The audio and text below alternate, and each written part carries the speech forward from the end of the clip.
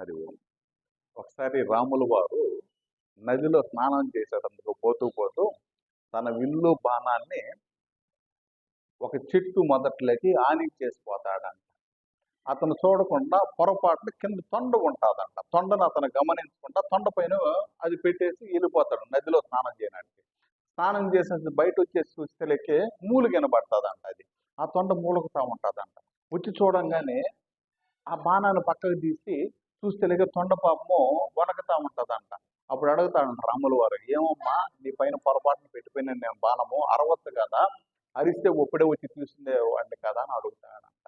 అప్పుడు ఆ తొండ చెప్తాదంట, ఎవరికైనా కష్టం వస్తే రామ రామ అని అరుస్తారు, ఆ రాముల వారి ద్వారానే కష్టం వస్తే నేను ఎవరికి చెప్పుకునేది స్వామి, నా గత జన్మకు సంబంధించిన కర్మఫలం అనుకొని నేను అనుభవిస్తూ ఉన్నానని చెప్తాదంట.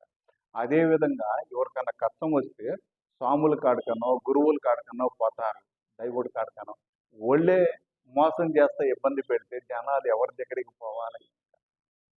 సో దానికని ఎవరి ధర్మాలు వాళ్ళు పాటిస్తూ పోతే ఈ ఊరు, ఈ రాష్ట్రము, ఈ దేశము సస్యశ్యామలంగా ఉంటుంది.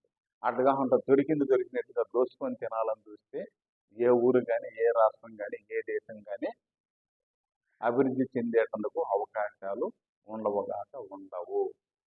హరి ఓం.